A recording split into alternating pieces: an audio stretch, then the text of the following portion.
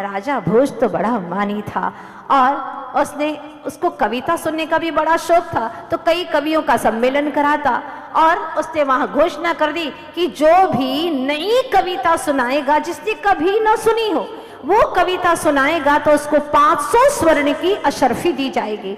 500 स्वर्ण की अशर्फी। सारे दूर दूर से कवि लोग आते 500 स्वर्ण की अशर्फी पाने के लिए। लेकिन राजा भोज के दरबार में 3 ऐसे बड़े स्मृति के विद्वान थे। एक वो विद्वान था जिसको एक बार ही सुनने पर पूरा पूरा याद हो जाता। दूसरा वो था कवि विद्वान जिसको 2 बार सुनने से याद हो जाता। तीसरा वो था जिसको 3 बार सुनने से हूबहू वही याद हो जाता। अब जैसे ही कविता गायन के लिए आते और कवि अपनी कविता प्रस्तुत करता और कहता, दीजिए राजन, मैंने बहुत अच्छी कविता प्रस्तुत की है, मैं पुरस्कार का हकदार हूँ। तब राजा भोज कहते, ये कविता तो हमारे इस विद्वान को आती है, सुनाइए जरा। और वह एक पाठी था, एक बार सुनते ही उसे याद हो जाती। फिर वो सुना देता, तो फिर दूसरे से कहते, ये तो इसको भी याद है, और उसको उठा देते, वह भी हूबहू कविता गा लेता। फिर कहते, ये कविता तो हमारे तीसरे विद्वान को भी याद है, कोई नई नहीं है। किसी को भी पुरस्कार नहीं मिलता। सैकड़ों हजारों कवि आए लेकिन एक को भी पुरस्कार नहीं मिला। आखिर एक कवि था, कहाँ का था मालूम है आपको? हाँ, वो अहमदाबाद का कवि था। बड़ा ही समझदार और बहुत ही समझदार था। तो वह जाता है राजा के दरबार में और कहता है, राजन, आज मैं कविता पाठ करूंगा। हाँ, करिए।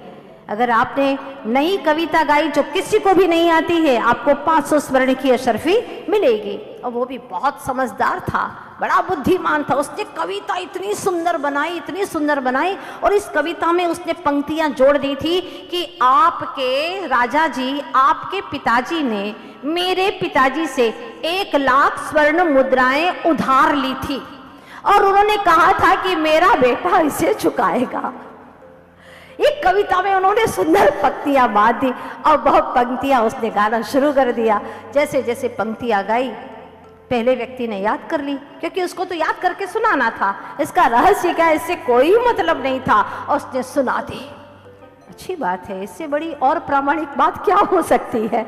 इतना बड़ा प्रमाण दे दिया कि मतलब आपके पिताजी ने 1 लाख स्वर्ण की अशर्फियां उधार ली थी मेरे पिता से, और उन्होंने ये भी कहा था कि मेरा बेटा, मतलब जो राजा जी बैठे हैं, वो सब चुकाएंगे। ऐसी कविता दूसरे ने भी गाई, तीसरे ने भी गा ली। अब उसने कहा, राजन, वो स्वर्ण की अशर्फियां, कौन सी स्वर्ण की अशर्फियां? वही जो आपके पिताजी ने ली थी। अभी कविता में आपने सबका प्रमाण दे दिया ना राजन। राजा ने तो अपना माथा पकड़ लिया कि ये तो शेर से सवा शेर मिल गया, और राजा ने अब कोई बहाना नहीं था उसके पास में, कान पकड़ लिए कि मैंने अभी तक जितनी भी बेईमानी की है उसका फल मुझे चुकाना पड़ रहा है। वो तो 500 ही स्वर्ण की अशर्फी देनी पड़ती, अब तो एक साथ में 1 लाख स्वर्ण की अशर्फियां देनी पड़ी। बात समझ में आ गई कि जितना भी अगर तुम अपने ज्ञान का घमंड करोगे कि मैं बड़ा बुद्धिमान हूं, पर तुम्हारे भी कई बाप मिल जाएंगे, शेर के सवा शेर मिल जाएंगे। ध्यान रखना, कोई किसी से कम नहीं, और ठगने के लिए, बेईमानी करने के लिए, मान घमंड के लिए इस संसार में कोई भी कम नहीं होता। इसीलिए अपने अहंकार की, घमंड की अट्टालिका मत बनाओ। विनम्रता की झोपड़ी ही बहुत अच्छी है।